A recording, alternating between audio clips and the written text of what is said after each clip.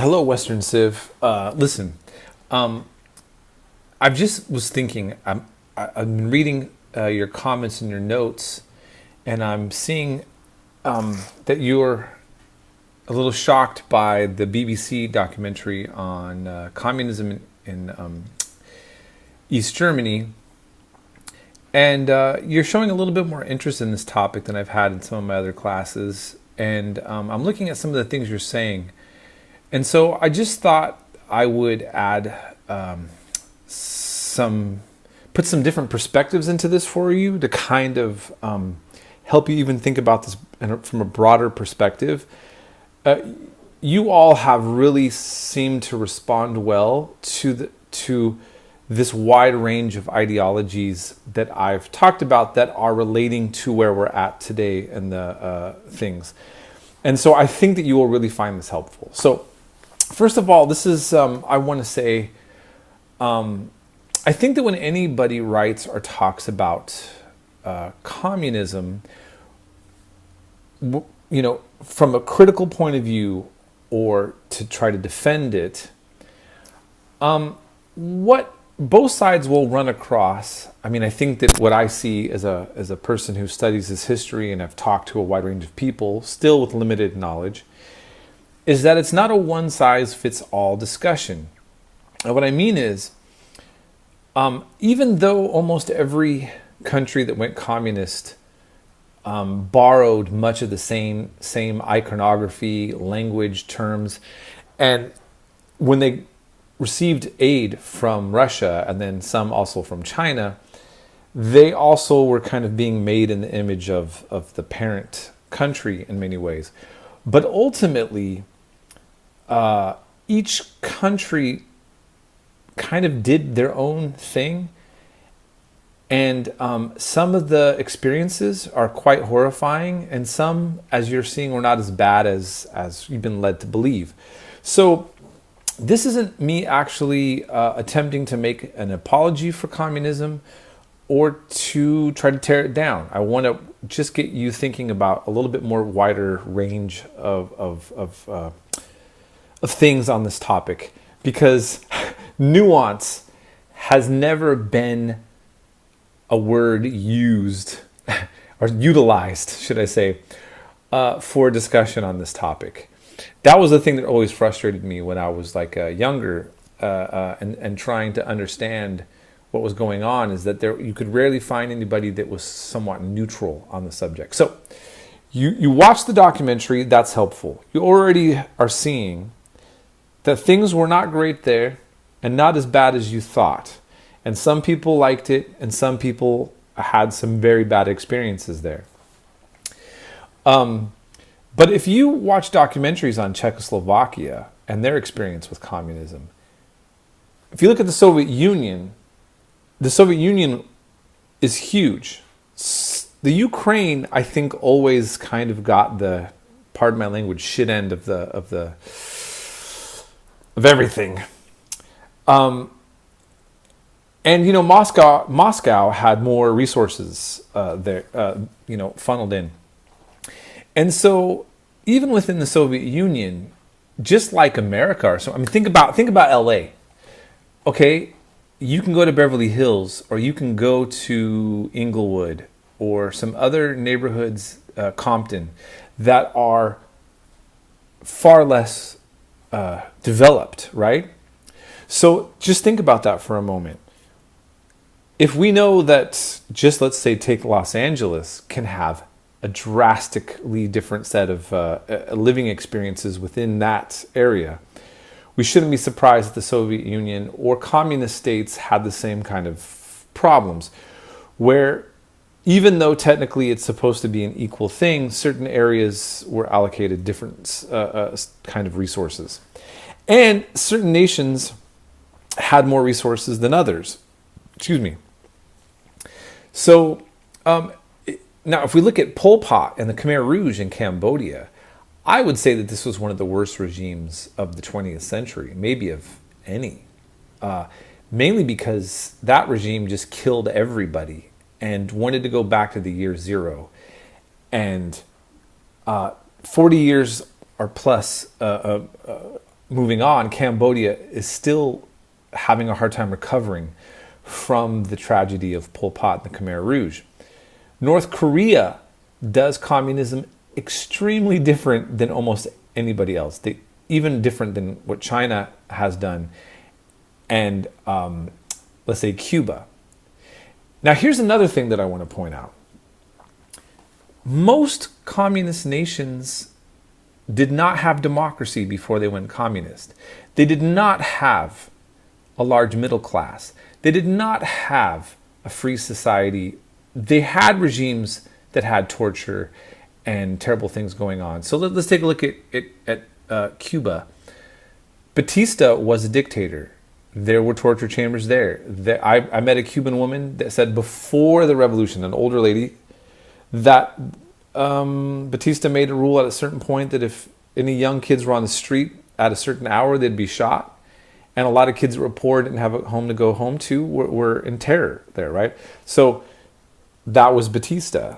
That was the regime before communism and Fidel.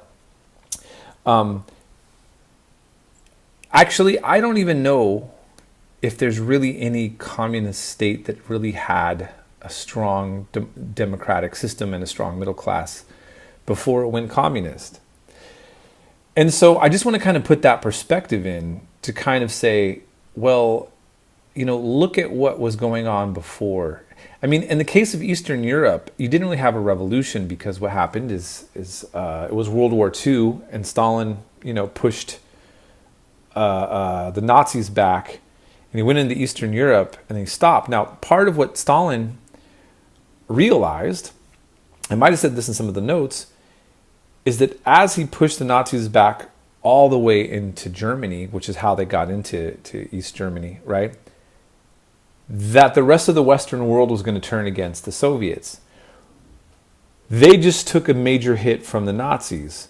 So the logic of the Soviets was, we're going to have to get some resources to rebuild ourselves, and we have no homies that are going to take care of us.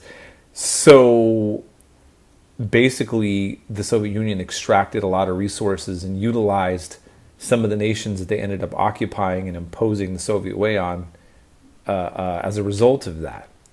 And so my whole point of saying of this is that communist states and the way the Soviet Union operated, and later we would see the way that China operated, weren't as crazy or off as we're led to believe.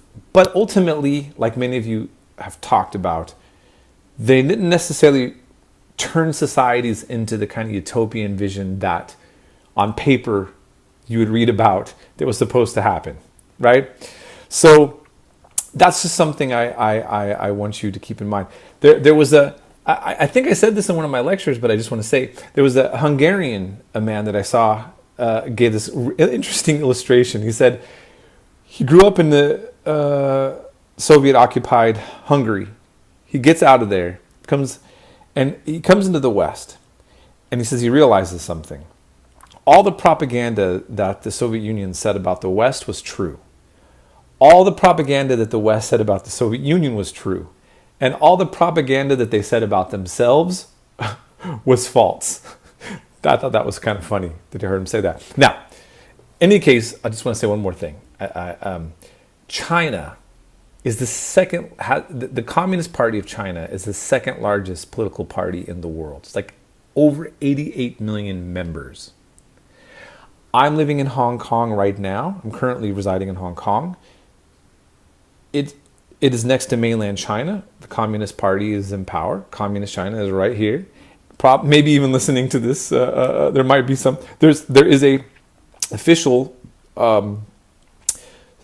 arrangement, though, that when the British turned back Hong Kong to China, that there's one nation, two systems. So for now, Hong Kong is allowed to do what it was doing before, and it's not in control directly of the Communist Party of China. Now, here's what's interesting I just wanted to say. Ever since the 70s, and there was a whole set of reasons for this, the leadership in China decided to allow capitalism or to change its economic system. And ultimately what they now talk about is socialism with Chinese characteristics. And what that really means is, look, the Communist Party is still in power. They still have this legacy that they've held on to. But there's probably much more socialism in European countries like the Nordic countries in terms of social programs and all of that. This is a place now that has billionaires, okay, that are a part of the Communist Party. Now, this may seem like a big contradiction, and you know, there's a lot of people going, what? Here's what you just have to realize. I'm not going to go into a long discussion of this, but just to say that just don't be confused by the labels. Look, at the Chinese Communist Party did an interesting thing where they saw the direction the world was going in. They watched the fall of the Soviet Union, and they decided to take some different directions. And they integrated themselves into the global economy. Henceforth, so many things says made in China. In a sense, the United States, with many Western nations, seeing this country that had a stable workforce and a very strong central government, to put it politely, that would allow people like Nike to come in, was seen as a very good thing for a lot of businesses to go into. And we helped make China great again. Okay? That's what happened. And now we have a nation that is on the rise, that is tremendously powerful. This is the Papa Bear here in this neighborhood. Okay? And being caught up on the so here's where does the communism come in? There's elements of that history attached to it. What China was able to really do is dispel the myth that capitalism can only work in a liberal democracy. So the Cold War lie has been destroyed. Okay? A regime that the West would call authoritarian has been able to become a world superpower again, allowing the markets to come in, but with a strong central government. And so now what the world knows is that capitalism doesn't need, and maybe, this is a world, I'm not actually saying that this is 100% true, but liberal democracy is somewhat discredited. And certainly the argument that was made about the relation of markets and capitalism to having Western conceptions of liberty and freedom and all that. And it may help also explain somewhat the trend of rising kind of right-wing authoritarian states in the world mixed with a very strong capitalist global world order. And so, I don't know. I have a lot of different thoughts on this. I'm not even really telling you all of my opinions about it, but I think this should give you a kind of fair conceptualization of this topic, and I'll just leave it there. If you have any questions or thoughts, hit me up.